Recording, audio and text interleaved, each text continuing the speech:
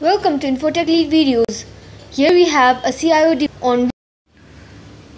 Welcome to Infotech Lead Videos held at Dell EMC Forum 2017 in Bangalore. I have been dabbling in technology for the last 30 years.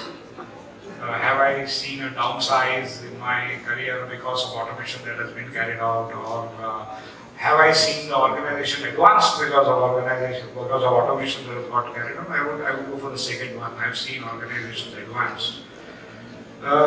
Taking ourselves 20 years ago, there was a lot of pessimism around putting ATMs in the branches, and the biggest concern that a lot of people had was tellers would lose jobs.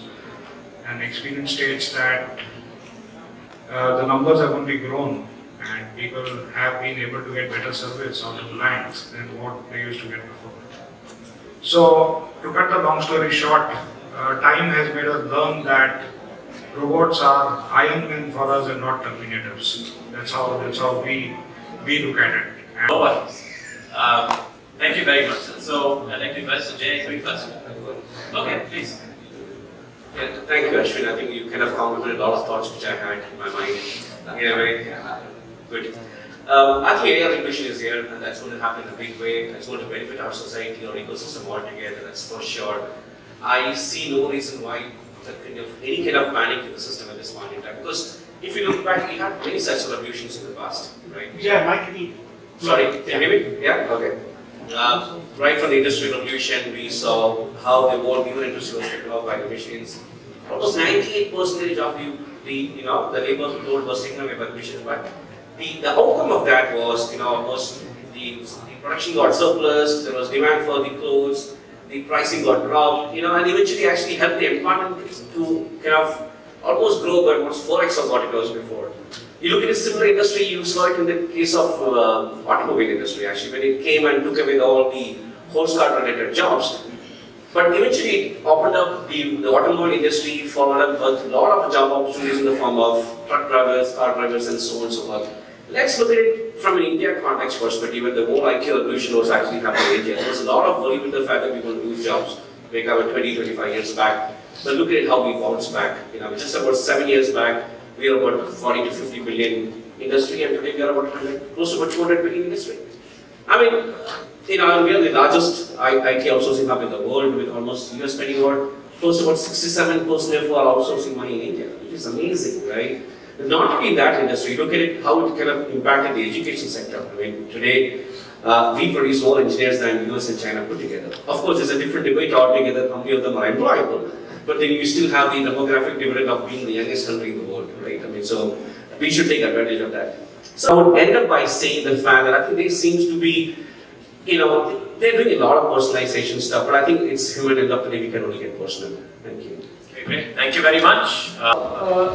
There are a few things which are happening which I think unconsciously we are not aware of, and that I want to put those things in context here. In terms of, we are always thinking that we are influencing machines. Okay. Now let's take the case of buying behavior. I come from retail, and we have been doing a lot of research as to what is buying behavior and all those things. And there have been a lot of market research companies who have been collecting data from customers, doing surveys, talking to customers, and all that outcomes of the survey have been proven wrong time and again. What is the digital bond companies doing? They're using machines to get that information, right? So those algorithms which are getting that information are the algorithms which will know what the customer wants, and not human beings. So if somebody is working in marketing like Srihari, yeah, he will, his intelligence will come from a machine in the future. He has to rely on machine to get that intelligence to him, saying that what does the customer want, and so is the retail. Right? And that shift is happening very, very fast. So a lot of jobs, a lot of decision making which we used to think. So for example, we have developed a lot of algorithms around replenishment. Okay, we replenish a lot of things in our store. Now, earlier we used to have somebody called a demand forecaster who used to do demand forecasting. Then they used to basically identify what stocks are running well. Then they used to basically go back to the inventory team to identify where the stocks are lying. Then they used to replenish. 3 departments the forecasting department, the inventory department, and the replenishment department. All done by one machine. All jobs are gone. That is happening. It is real today, and I'm pretty sure 5-7 years down the line, nobody will have any people working on in these three areas. So where do you stop is the question, which is what I think the debate is all about. Now he talked about the plug. Now if the plug is in your hand, you can pull it out. But how many of you wake up in the morning and start looking at WhatsApp and Facebook? Do you want it? Everybody says it is clearly written that it is not good. But I can guarantee that a majority of the people do it. And that is the reality. You are being driven by machines. Without unconsciously, you are being driven by machines. And that is where the real kind of scares it, the thing about you need to be scared about as to are machines taking over human behavior. Machines are learning how human behavior works, which is the differentiator. The differentiator was that machines were not able to understand human behavior, emotions. What do you think? Now I can tell you, Amazon knows more about your shopping behavior than you do. That's a fact. And how can you say that machine does not know more than me? It does. It will exactly tell you what you did, where you did, why you did. So these are realities which are there. Now, what do we need to do differently? Maybe we need to do some things where the ethical boundaries of those machines need to be defined.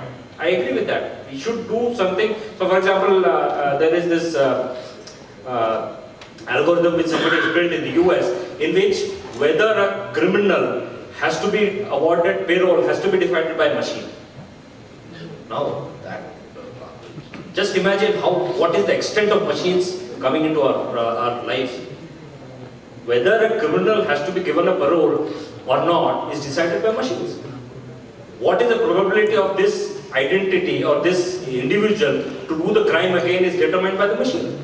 So there are a lot of these kind of algorithms which people are kind of working on. So I read about some university, I think University of Pennsylvania, where they are trying to say whether I can train a robot like fishes, whether I can train a robot like ants. See, ants and all, they have this collective wisdom, right? Thousands of ants walk together without any direction, without any communication, right? And that is what robots will start learning. And once they learn all those things, of all the living things in the planet, I think we are at risk. We are at huge risk, and I want you guys to be aware about that risk and be prepared for it. That's all I'm saying.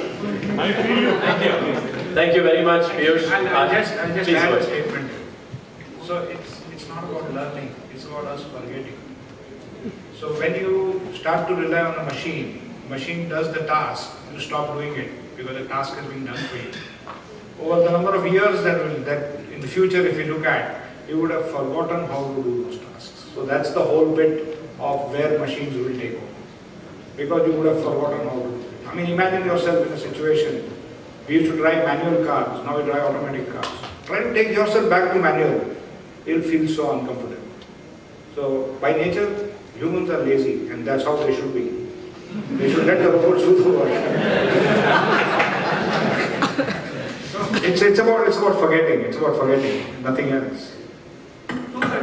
Take some keywords, okay? People are working on that. Okay? People are working on future robot. Who are people?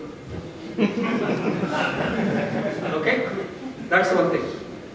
Another thing is, it is for shopping is pleasurable or monotonous?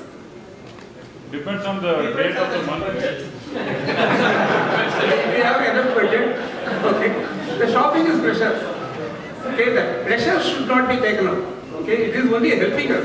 In case of emergency, in case of you can order for certain medicine or you can order for certain apparels and other things. But at the end of the day, no, you look at it.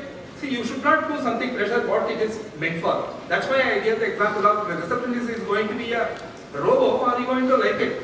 Okay, definitely not. Okay, the flowers are going to be always artificial. Are you going to like it? Definitely not.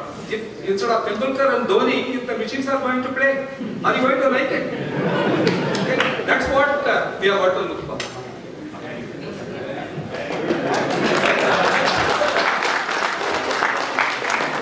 So I just want to reiterate what we said. So basically, we are the consumers. We will always be superiors.